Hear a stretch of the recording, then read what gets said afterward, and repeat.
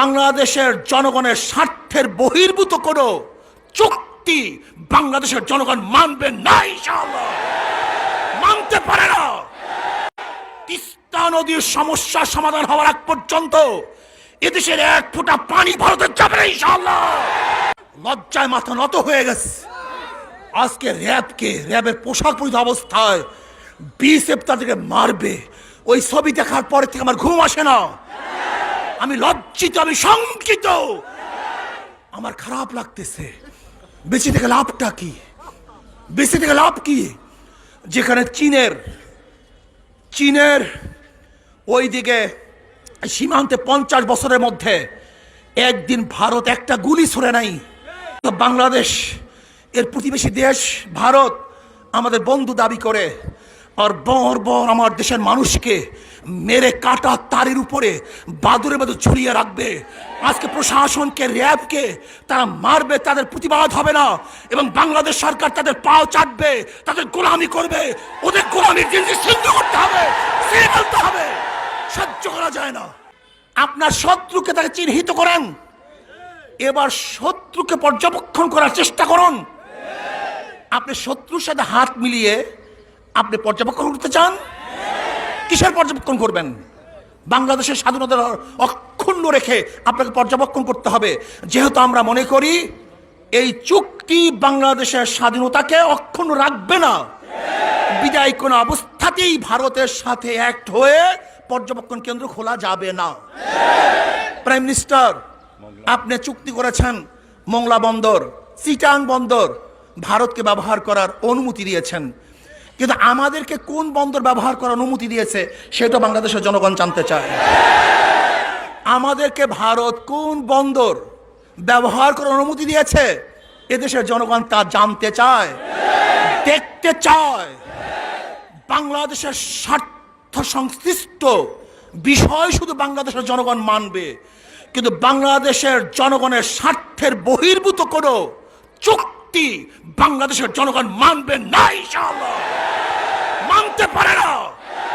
প্রিয় ভাইয়েরা আমার, আজকে আমাদের বন্ধু দেশ ভারত তার বিএসএফ আমাদের র্যাবকে উপহার দিয়েছে, প্রণাম করেছে, তাদেরকে প্রণাম করেছে, উপহার দিয়েছে, একটু তাদের সাথে খেলা করেছে, একটু মাইথুর দিয়েছে আর কি।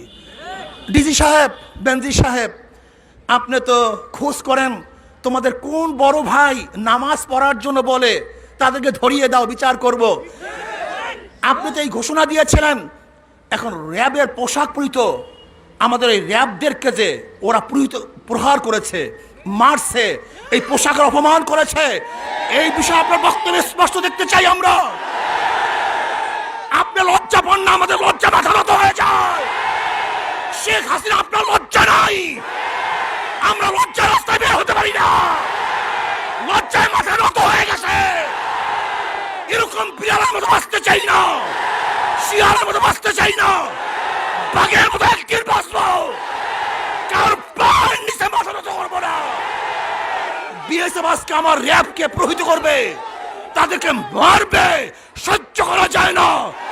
আমাদের যা কিছু আছে তা নিয়ে চাপিয়ে পড়তে হবে, ওদের বিরুদ্ধে আন্দোলন করতে হবে, সংগ্রাম করতে হবে।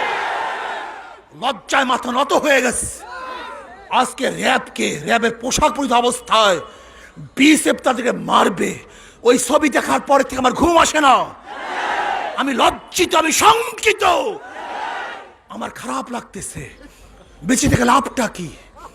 বেঁচে থেকে লাভ কি? যেখানে চীনের ওই দিকে সীমান্তে 50 বছরের মধ্যে একদিন ভারত একটা গুলি ছুড়ে নাই।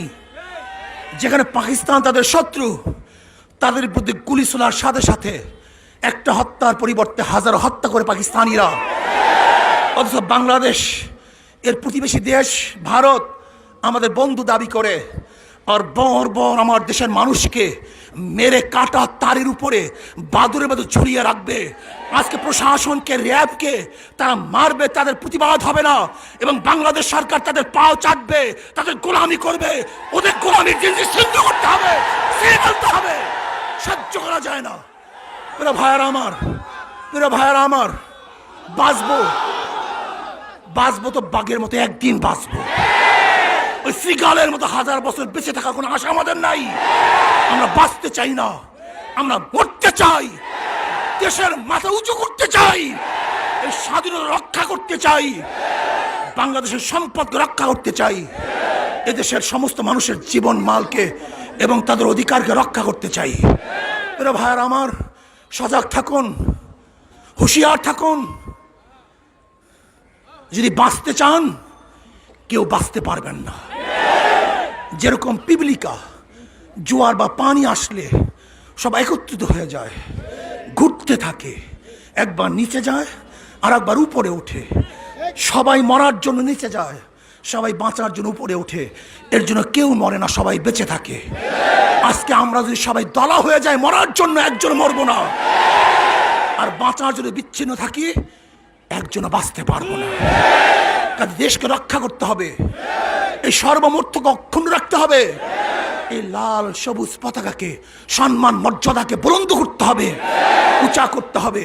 আজকে মুসলমানদের বিরুদ্ধে যে ষড়যন্ত্র চলতেছে, এই সমস্ত ষড়যন্ত্রকে রুখে দিতে হবে। আমাদের দেশে কোনো হিন্দু যারা নাস্তিক হয়, আসলে অরিজিনালি তারা নাস্তিক হয় না, তারা নাস্তিক সাজে, বরং আমাদের নাস্তিক সেজে মুসলমানদেরকে নাস্তিক বানাবার অপকৌশলে তারা লিপ্ত হয়েছে। কাজে এদের ষড়যন্ত্র থেকে আমাদের সবাইকে সতর্ক